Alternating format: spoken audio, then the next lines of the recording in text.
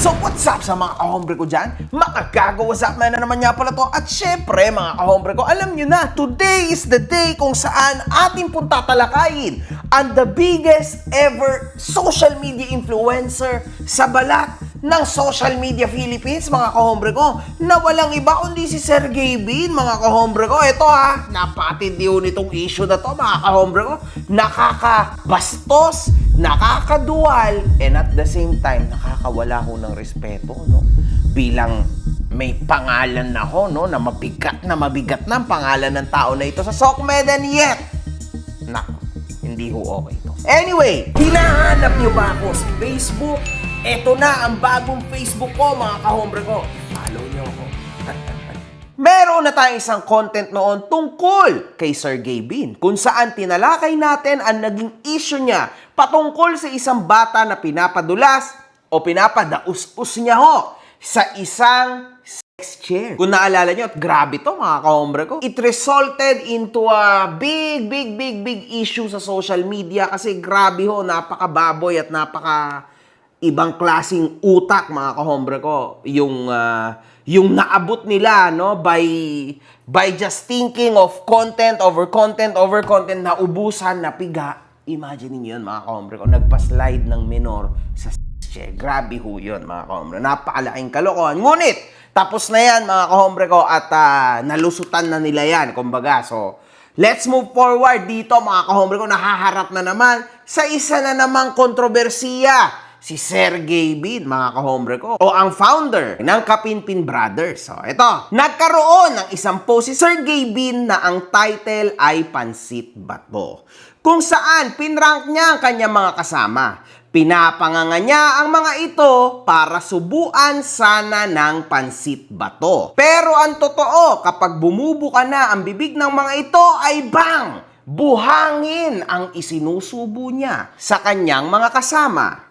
Wow!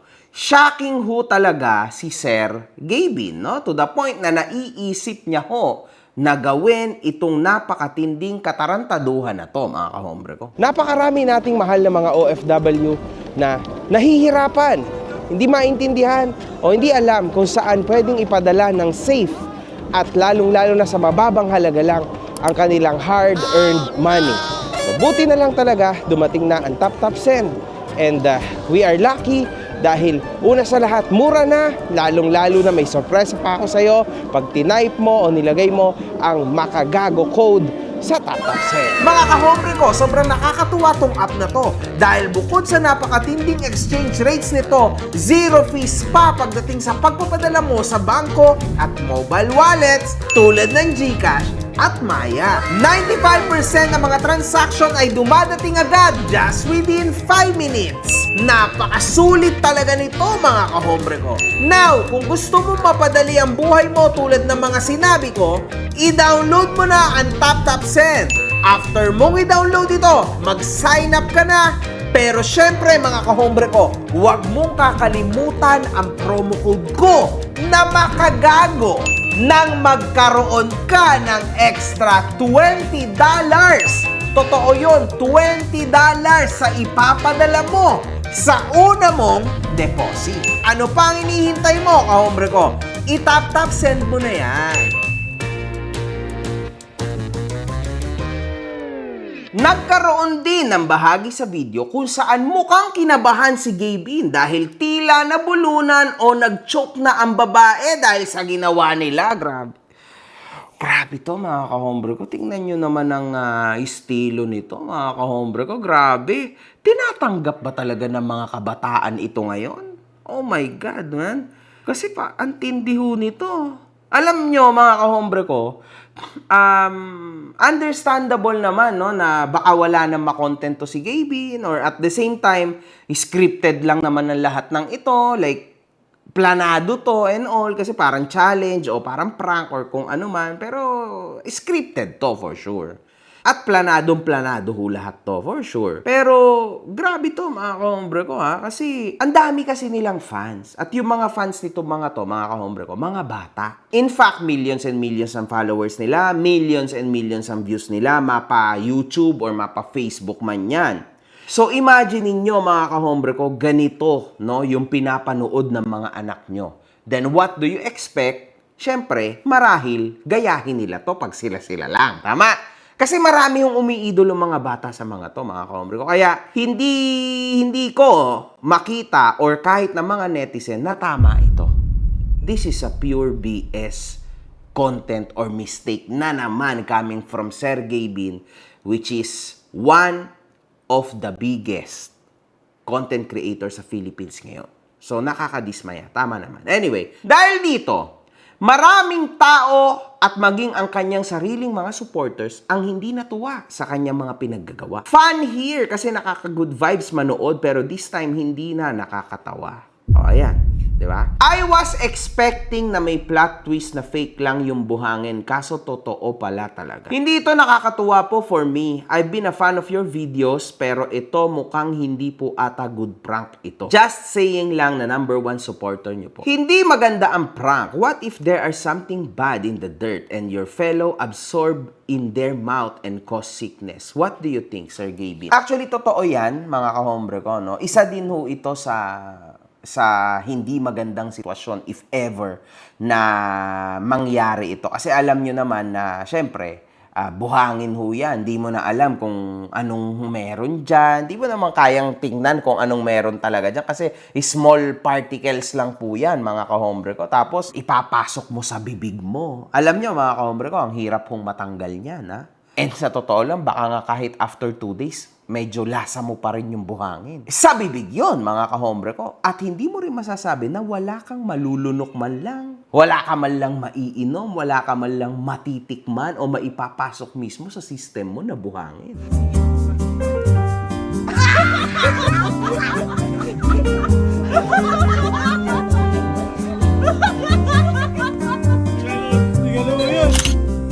Wala pong ganun, mga kahombre ko. So, lehitimo ho na sobrang delikado nito at maaaring makadulot ng serious illness. And then after this, papaano mo ito pananagutan, Sir Gaby, di ba? Wala kang ang paramedic dyan eh.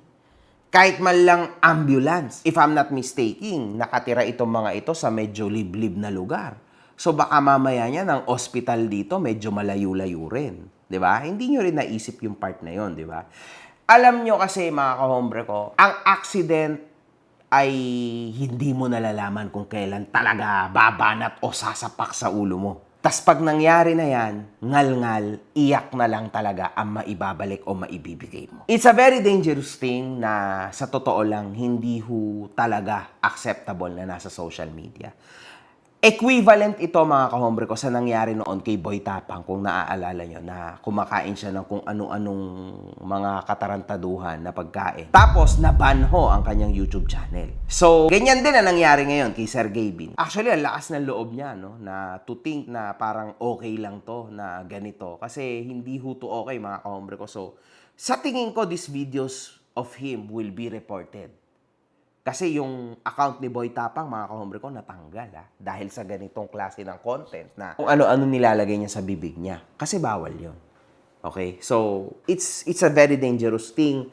Sir Gaby, mukhang desperate ka ngayon grabe. Ito hong mga ganitong klase ng content ay pang mga desperate content creator, which hindi ko maintindihan, no? Kasi imposible naman na desperate content creator si Sir Gaby. Pero, sa pinapakita niya, ganun siya. Para sa akin, mga kahombre ko. Anyway, napuna rin naman ito ng isang vlogger at ito ho ang kanya naging pahayag. Alam mo, Sir Gaby, maraming batang nanonood sa'yo at marami ring mga nanonood sa'yo na natutuwa talaga, literal. At dahil nga maraming batang nanonood sa'yo, hindi mo ba alam na pwedeng gayahin yung ginawa mo at gawin dun sa mga kalaro nila? Hindi mo ba alam kung ano yung pwedeng maging risk nung ginawa mo na prank dyan sa mga kasama mo? To think na ang ginamit mo na pang prank ay totoong buhangin? Ikaw alam kung may kasama bang bato yan? Di ba, teacher ka? Dapat alam mo na anything na pwedeng ipasok dyan sa lalamunan mo, pwedeng bumara sa airways at pwede kang mamatay. Naisip mo ba yun? O, di ba? Isa pa yon, mga kahombre ko. Imagine niyo ho, isa siyang teacher. Diba? Ang galing ng point nitong vlogger na to, mga kahombre ko, kasi talagang nakakasama ho ito or pwede pang mabawian ka ng buhay kasi nga dahil sa insidente. Pwede to mga kaombre ko. This is very dangerous, man. Hindi ho ito nakakatawa. Kaya kung ito man ang pinapalabas ni Sergey Bin sa video niya na nakakatawa dapat to, lap trip dapat to, talagang may mali dyan. Kasi hindi nakakatawa na nagsasuffer ng ganyang katindi o malulunod ng ganyang katindi ang isang tao. Grabe yan, mga kahombre ko. Kasi legit ho yan. My God. At to think na maraming naniniwala sa'yo, dapat mas careful ka dun sa mga content mo dahil mas marami kang nare-reach at mas maraming batang nanonood sa'yo na hindi nagagabay ng magulang nila. Pag nagpunta nga kayo dun sa comment section, daming naiinis at hindi natutuwa dito sa video na to. Hindi ba kayo nakikinig sa mga followers ninyo? Tapos ano kapag nag-viral to at marami na namang nagalit, sasabihin nyo naman scripted. Tapos maglalabas na naman kayo ng apology video. Huwag nga ako. Ayun, isa rin yun, mga kahombre ko, na usually kapag napapansin siya, o talagang nabibigyan na siya ng spotlight na, oy, mali ang ginawa mo. Usually, mga kahombre ko, kapag tayo yung nagvi-video, biglang nagsosorry yan. Kaya nga makagago pangalan niya kasi gago yan eh. Oo. Di ba? Ganun kalakas sa mga kahombre natin. So, kumbaga, yun yung nangyayari. So, nakakarating talaga, nakakaabot talaga dyan kay Sergey Bin. Ngayon, para sa akin, mga kahombre ko, di ba? Laging ganun. Paulit-ulit. Tama itong vlogger na to. Kasi, pagka makakagawa siya ng kalokohan, magsosorry lang siya. Papaawa lang, tas after maybe few months or a year, gagawin niya na naman. Di ba? Gagawa ulit siya ng isa na namang katarantaduhan. So, alam niyo yun?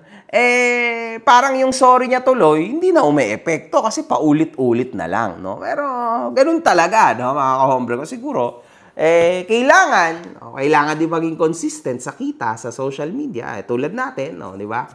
Kaso, may kaakibat ho na danger to, which is ito nang nangyayari na to kay Sergey Bin. Anyway, mga kahombre ko, para sa akin, kaya naman ni Sergey Bin na makabawi ulit, wala naman problema doon. Sergey Bin is Sergey Bin, buong-buo na yung pangalan niya sa comment. Pero, sana naman, maisip-isip niya rin na marami rin talagang kamalian na pwedeng maidulot ito sa buhay, lalo na ng mga bata niya supporter at lalong-lalo na sa karir niya.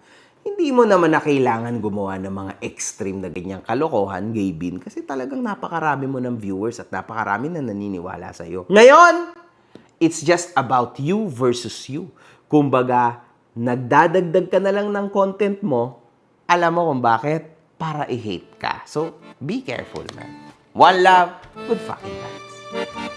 One love, good fucking vibes. Yes, of course. Galingan mo pa, putang ina mo!